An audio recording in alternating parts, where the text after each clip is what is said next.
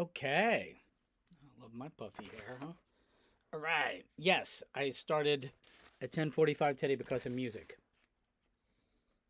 So I'm just putting the link in the chat right now.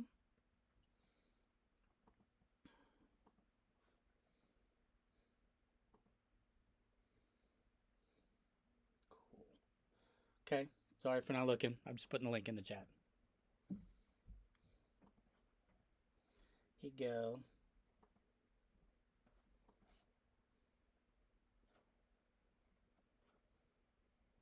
Here you go. There you go.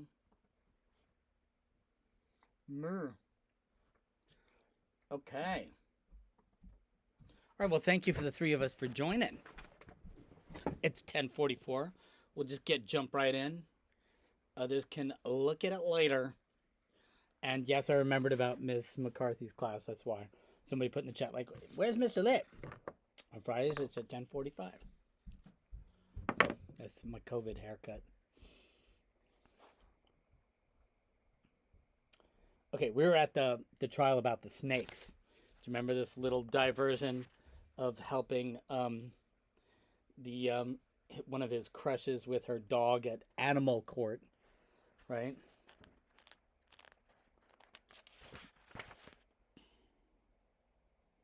The clock was ticking. Okay. You got to protect us, Judge, the neighbors said again. What do you want me to do? Said the judge. Can't you order the snake to be destroyed? Do you want the death penalty for Herman? Said the snake owner. Well, why not? There's children in our building. That seems kind of harsh, said the judge. So it was obvious he was not going to order the death of Herman the snake. Come on, he's never harmed anybody. Can you make sure the snakes stay in your apartment? You have my word, Judge. Here's what we're going to do, said the judge. Take Herman home. I never want to see the snake again. We don't have a place to keep him at the pound. We don't want him at the pound. No one at the pound likes snakes. Do you understand this? Yes, I guess, said the owner. If Herman escapes again, or if your snakes are caught outside your apartment, I will have no choice but to order them destroyed. All of them. Clear enough? Yes, Your Honor. The neighbor said, I bought an axe, a lawn handle axe, at Home Depot.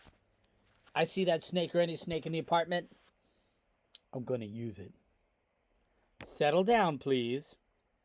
I swear, I'm going to use it. That's enough, said the judge. Case dismissed. The owner rushed forward, grabbed the heavy cage, lifted it off the bench. Herman wasn't fazed. Herman the snake. He showed little interest over the debate over his apparent imminent death. The neighbors stomped out of the courtroom, and the owner and Herman loitered about and left too. After the doors slammed, the clerk eased back on her seat in the bench. The judge looked at some paperwork and glanced up at Theo and Hallie. Nobody else was in the courtroom. They're in animal court now, and this is a side venture where Theo is helping his, friend with the dog. Hello, Mr. Boone, said Judge. Good afternoon, Judge. You have business before the court? Yes, I need to retrieve a dog. Rocky? Yes, sir. Very well, you may come forward. Theo and Hallie walked through the small swinging gate to the only table. Theo showed her where to sit. He remained standing like a real lawyer. Proceed, said the judge. There's only 6 of us watching. Okay. Proceed, said the judge, obviously enjoying the moment and realizing the young Theodore Boone was working hard to impress his client. The judge smiled and remembered Theo's first appearance in his courtroom. He had been one frightened boy as he frantically worked to rescue a runaway dog that he took home and would be named Judge, become his. Your Honor, Rocky is a miniature schnauzer registered to Mr. Walter Kershaw, who's out of town on business. His wife, Dr. Phyllis Kershaw, is a pediatrician and could not be here. My client is their daughter, Hallie, who is in the 8th grade with me at middle school. I see. This is also Rocky's second offense, I see. Yes, sir. The first offense was 4 months ago, and Mr. Kershaw handled matters at the pound. Rocky is in custody? Yes, sir. You can't deny the fact that he was loose, though, can you? No, sir, but I asked the court to waive the fine and the boarding fee. On what grounds? The owners took all reasonable steps to prevent their dog from getting out. As always, Rocky was left in a secure place. The house was locked, the alarm was on. The gates to the backyard fencing were closed. They did everything possible to prevent this. Rocky has a bad temper and becomes irritated when he's left alone. He likes to run away when he gets out. The owners know this. They were not being careless. The judge removed his reading glasses and looked at, "Is this true, Hallie?" "Yes, sir. We're very concerned about Rocky getting out." "This is a very clever dog, Your Honor," said Theo. "He somehow broke through the pet door in the laundry, escaped to the backyard where he dug a hole under the fence." "Well, suppose Rocky does it again," said the judge. "The owners intend to beef up security, sir." "Very well. I'll waive the fine and the fee. But if Rocky gets caught again, I will double the fines and the fees. Do you understand?" "Yes, Your Honor." Case dismissed. As they were walking down the hallway, Hallie slid her hand around Theo's elbow, left elbow, arm in arm. He instinctively slowed down a little. What a moment. "You're a great lawyer, Theo." "Well, not really, not yet." "Why don't you call me sometime, Theo?" Why? Now, that was a good question. Probably because he assumed she was too busy talking to all the other boys because she was so popular. She changed boyfriends every month. He'd never even thought of calling her. "I'll do that," he said, though. But he knew he wouldn't. He wasn't exactly looking for a girlfriend. Besides, April would be devastated if he began chasing a popular girl like Hallie. Girls, murder trials, secret witnesses. Life for Theo was suddenly very complicated. Chapter 13. Thank you all 13 who are watching Chapter 13. I think some astounding stuff comes out in this chapter. After a long goodbye, Theo came back to Earth. He practically ran up the stairs to the second floor to the balcony where he found Ike in the front row. He slid in beside him. It was almost 5 p.m. The witness was the insurance agent who'd sold the $1 million policy to the Duffys 2 years ago. Clifford Nance was slowly walking the agent through his dealings with the couple. He carefully made the point that the two policies were purchased, one ensuring the life of Mrs. Duffy, the other for Mr. Duffy, but both were for $1 million. Both policies replaced existing policies that would pay $500,000 in the event of either death. There was nothing unusual about the transaction. The agent testified that it was rather typical, a married couple wisely increasing their coverage to protect each other in the event of an untimely death. Both Duffys knew exactly what they were doing and did not hesitate to upgrade their policies. By the time Clifford Nance finished with the direct examination, the $1 million payoff sounded far less suspicious. Jack Hogan threw a few punches on cross-examination, but nothing landed. When the agent was finished, Judge Gantry decided to call it a day. So he didn't throw actual punches. He just asked questions, trying to make it look like it was suspicious. But it didn't work. Theo watched the jury file out of the courtroom, and everyone waited, and he watched the defense team huddle around Pete Duffy and offer smug smiles and handshakes for a productive day in court. They were very confident, and Omar Cheap was not present. Do you remember Omar Cheap? He is a private investigator who keeps showing and staring at Theo. And that one day he was staring at Julio when he came to court. "I don't want to talk around here," Ike said in a low voice. "Let's go by the office." "Sure. Now?" "I'm right behind you." 10 minutes later, they were in Uncle Ike's office with the door locked. He opened a small refrigerator. "I have Budweiser and Sprite." Ike gave him a Sprite and popped the top of the can. "Your options are limited. Here you go." I figured. First, you can do nothing. Tomorrow is Friday, and it looks like the defense will rest by mid-afternoon. Rumor is that Pete Duffy will testify and go last. The jury might even get the case by late afternoon. If you do nothing, then the jury retires to the jury room and considers its verdict. They can find him guilty or not guilty, or they can split and not be able to reach a verdict. That would be a hung jury. And then he would go free. Theo knew all this. In the past 5 years, he had watched far more trials. Second, you can go to the mystery witness and try to convince him to come forward immediately. I'm not sure what Judge Gantry would do now if confronted with this kind of testimony. I'm sure he's never been in this position, but he's a good judge, and he'll do what's right. This guy is not about to come forward. He is too scared. Okay, that leads to your third option. You can go to the judge anyway without revealing the name of the witness. I don't know the witness's name. But you know who he is, right? Yes, I do. Do you know where he lives? Kind of. I don't know his address, but I know the general area. Do you know where he works? Maybe. Ike stared at him as he took another sip. As I was saying, without revealing his identity, explained to the judge that a crucial witness is missing from this trial, and his absence will lead to the wrong verdict. The judge, of course, will want details. Who is he? Where does he work? How does he become a witness? What did he see? And so on. I suspect Judge Gantry will have 1,000 questions, and he will get very upset if you don't answer them. I don't like any of these options. Yeah, no, neither do I, Theo. Then what do I do, Uncle Ike? Leave it alone, Theo. Don't stick your nose into this mess. It's no place for a kid. It's no place for an adult. The jury is about to make the wrong decision, but based on the evidence, you can't blame them. The system doesn't always work, you know. Look at the innocent people who've been sent to death row. Look at the guilty people who get off. Mistakes happen. Theo, you can also just leave it alone. But this mistake hasn't happened yet, and it can be prevented. I'm not sure it can be prevented. It's highly unlikely that Judge Gantry will stop a big trial that's almost over just because he hears about a potential witness. That's a stretch, Theo. It did seem unlikely, and Theo had to agree. I guess you're right.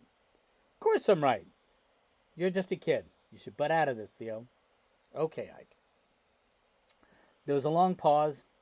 They could not speak. Finally, Ike said, "Promise me you won't do something stupid, Theo?" "Like what, Uncle Ike?" "Like go to the judge. I know you're buddies with Henry Gantry." "Promise me, Theo." "I promise I won't do anything before I talk with you." "Fair enough. I need to go. I have a lot of homework." "How's Spanish?" "It's going great." "I hear that teacher's really something else. Madame, what's her name?" "Madame Monique. She's very good." "How do you know?" "I keep up, Theo. I'm not some recluse like everybody thinks." "Are they offering Chinese yet in the school system?" "In the upper school." "I think you should start Chinese on your own. It's the language of the future, Theo." Once again, he was irked that his uncle was so free to give advice that was not asked for and not needed. "I might watch the trial tomorrow," said Uncle Ike. "I kind of enjoyed it today. Text me." "Okay, Uncle Ike." Boone and Boone was quiet when Theo made his disappearance a few minutes after 6 p.m. Elsa, Vince, and Dorothy were long gone. Mrs. Boone was at home, no doubt skimming the pages of another bad novel. Her book club met at 7. The club had 10 women in all, and they took turns selecting the book. Theo couldn't remember the last one that Mother actually even enjoyed, not even the one she had picked. Woods Boone was stuffing his briefcase when Theo entered the office upstairs. Theo often wondered why his father crammed files and books into his briefcase and hauled it every home like he might work on it, but he never did. He never worked at home. He never touched his briefcase. He had noticed that lawyers seldom go anywhere without a briefcase. Maybe to lunch. His mother hauled hers home, too. Occasionally he unlatched it and even read a little bit. "Did you have a good day at school, Theo?" said Mr. Boone. "Yeah, it was good." "That's good. Listen, your mother has book club tonight, and I'm going to Judge Plankmore's for a while. That old guy, he's getting old, and he's fading fast. I need to sit with him for a couple hours." "Sure, Dad. No problem." Judge Plankmore was 90 years old. He was a legend in the Strattenburg legal world, and most of the lawyers adored him. "There's leftover spaghetti. Heat it up in the microwave." "I'll be fine, Dad. Don't worry. I'll probably study here for an hour and then go home. I'll take care of Judge." Judge is his dog, remember? "You sure?" "No problem, Dad." Theo went to his office, unloaded his backpack, and tried to concentrate on chemistry. But there was a knock at the back door. Julio. Second day in a row. "Can we talk outside?" And he was very nervous. "Come on in. Everyone's gone. We can talk inside." "Are you sure everyone's gone?" "Yes." "What's up, Julio?" "I talked with my cousin an hour ago. He's very nervous. There were policemen at the golf course today. He thinks you've told them about him." "Julio, I haven't told anyone. I swear it." Then why were the police out there? I have no idea. Did they want to talk to your cousin? I don't think so. He disappeared when he saw the police car. Were they wearing uniforms? I think so. Were they driving a car that said police car on the side? I think so. Look, Julio, I gave you my word. I haven't told the police. And if they had wanted to talk to your cousin, they wouldn't be wearing uniforms and they wouldn't be driving a car with the word police painted on the side. They would be detectives. And they'd have coats, ties, unmarked cars. Are you sure, Theo? Yes, I'm totally sure. Okay. I guess your cousin gets pretty nervous when he sees policemen, right? Well, everyone who's illegal does. That's my point. Tell your cousin to relax. Relax. It's hard to relax when you might get arrested any point in any time of your life because you're illegal. Well, that's a very good point. Julio was still nervous, his eyes darting around the small room. There was a long, awkward pause. There's something. There's something else. What is it? His hands were shaking as he unbuttoned his shirt and he pulled out a clear plastic Ziploc bag. And he laid it on the desk as it was a gift he never wanted to touch again. In it were 2 gloves. Golf gloves. Slightly worn, white in color. My cousin gave me this.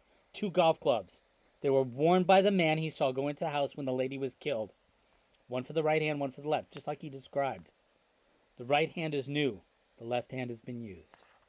Theo gawked at the gloves in the bag, but couldn't move for a moment and could not speak. So you only wear 1 glove when you golf. That's why the left one was worn. But you wear 2 gloves when you're trying to murder somebody and not leave a trace. So that's why the right glove was new, because he never used the right glove for golf. Only 1. Where did he find these? When the man came out of the house, he took the gloves off and he put them in his golf bag. Later, on the 14th tee, he placed these gloves in a trash bucket next to the water cooler. My cousin's job is to empty the trash twice a day. He saw the man, and he thought it was strange he was throwing away good gloves. Did the man see him? No. If he had, I don't think he would have left these gloves behind, too. And this is the man who's on trial now for murder? Yes, my cousin is sure. He saw him on television. Why did he keep these gloves? The boys out there go through the trash looking for stuff. My cousin took the gloves, and within a couple of days, he's suspicious. There's a lot of gossip going around the golf course, and there was talk about this woman dying, so my cousin hid the gloves. Now he's scared, and he thinks the police are watching him. If they find him with the gloves, who knows? He's afraid he'll get in trouble. The police are not watching your cousin. I'll tell him this. After a long pause, Theo nodded at the gloves, still afraid to touch them. What do we do with these? Said Julio. Well, I'm not keeping them. Oh, no, I'm sorry. Wrong voices. It wasn't Mark. Theo said, what do we do with these? Julio said, I'm not keeping them. That's what I was afraid of. You know what to do, right, Theo? I have no clue, Julio. Right now I'm wondering how I got in the middle of this mess. Can't you just drop them off at a police station? Theo bit his tongue, preventing a phrase or two that would have been taken as sarcastic. How could Julio be expected to understand the system? Yeah, sure, I'll just run by the police station, give the receptionist a Ziploc with 2 gloves, explain they were worn by the nice man who's now on trial for killing his wife, who did in fact kill his wife, because I, Theo Boone, know the truth, because I, for some reason, have talked to a key witness no one else knows about, and please, Miss Receptionist, take these 2 detectives down on homicide, but don't tell them where they came from. Poor Julio, he doesn't understand this.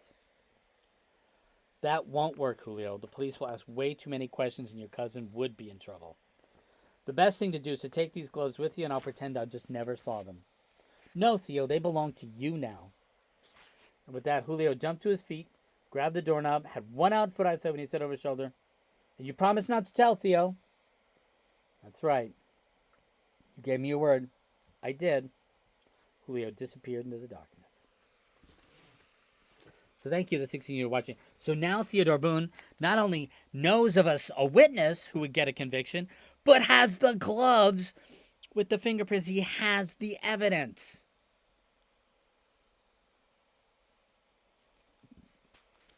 And if he comes forward, the Julio's cousin will be sent back to El Salvador. He won't be able to provide for his family, etc., etc., etc. Chapter 14. We'll do a little. Judge devoured his bowl of spaghetti. Judge is his dog. Theo did not touch his. He put the dishes in the dishwasher. He went to his room, changed his pajamas, grabbed his laptop, and crawled into bed. He found April online. They chatted for a few minutes. She too was there, but she was feeling better. She and her mother had gone out for pizza and even managed to laugh together.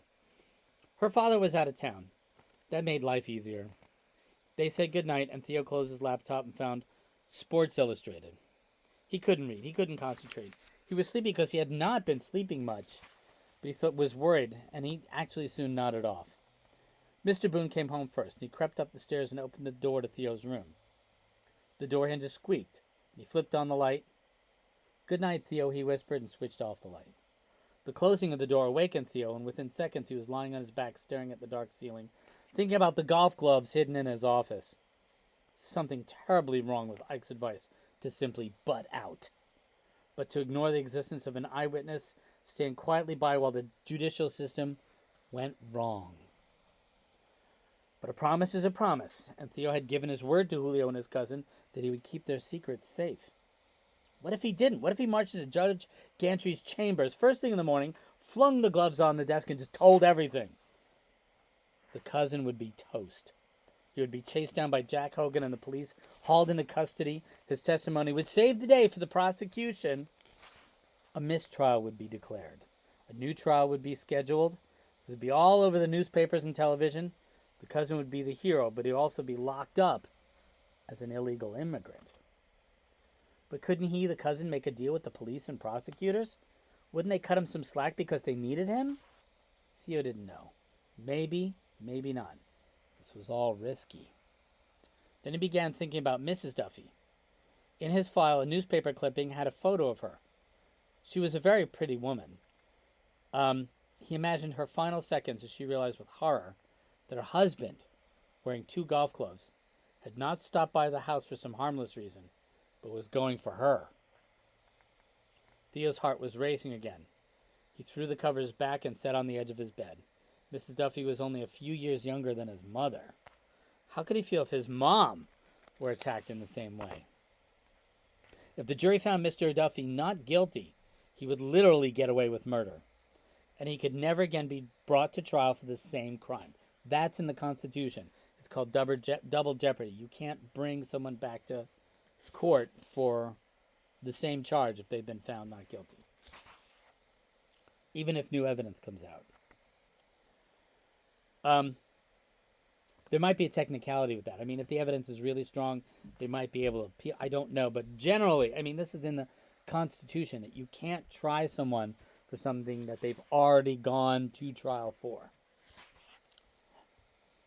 Mr. Duffy, since there were no more suspects, the murder would remain unsolved.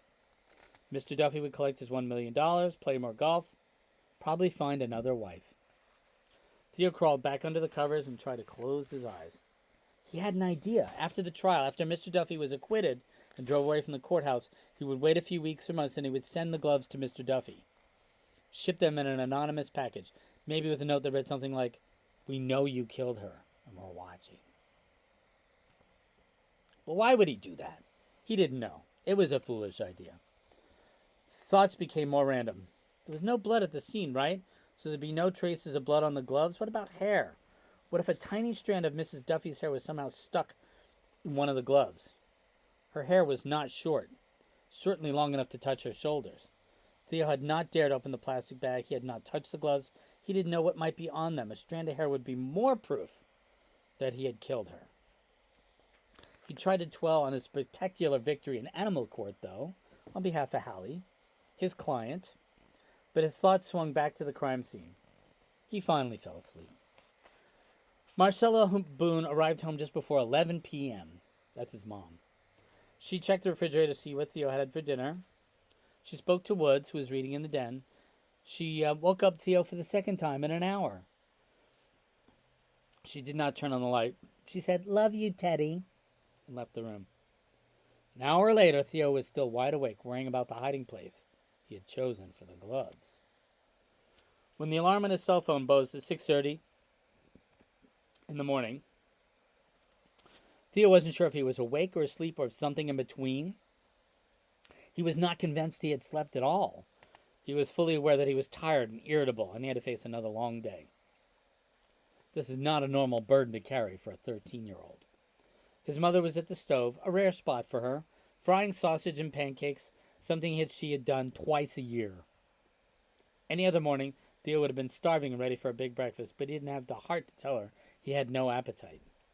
"Did you sleep well, Teddy?" "Not really." "And why not? You look tired. Are you getting sick?" I'm fine, Mom." "How about some orange juice? It's in the fridge." They all ate around the morning paper. "Looks like the trial's just about over," she said.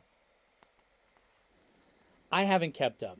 "I don't believe that. Your eyes are red, Theo. You look tired." "I didn't sleep very well." "Well, why not?" "Dad woke me up at 10 and you woke me up at 11. But he couldn't blame his parents. He was losing sleep for other reasons. It's a big test today." "You'll do fine. Eat some sausage." He managed to choke down enough pancakes and sausage just to make her not pay attention. He thanked her for the breakfast, and as soon as he paused, wished her a good day and said goodbye.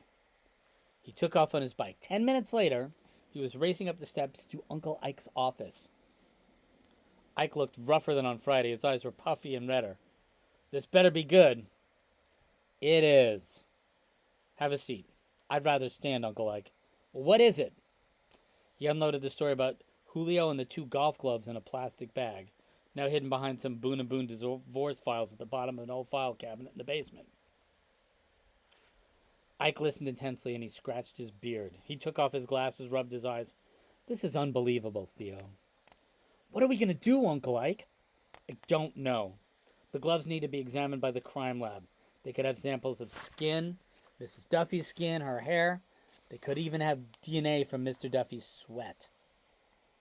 Theo hadn't thought about the sweat. "The gloves could be crucial evidence." "We can't ignore this, Uncle Ike." "Why did you keep them?" "I didn't really keep them, you know. It was more like my friend just left them. He's scared. His cousin's scared. I'm scared. What are we going to do, Uncle Ike?" "Are you going to school?" "Yeah, I'm already late." "Go to school. I'll watch the courthouse. I'll figure out something. I'll text you later." "Thanks, Ike." Theo walked into the bathroom 5 minutes late. Into homeroom. I said bathroom. Homeroom. Homeroom 5 minutes late. But Mr. Mount was in a good mood and the class had not come to order. When he saw Theo, he pulled him aside and said, "Theo, I was thinking that you could give us an update on the trial later during government." Okay.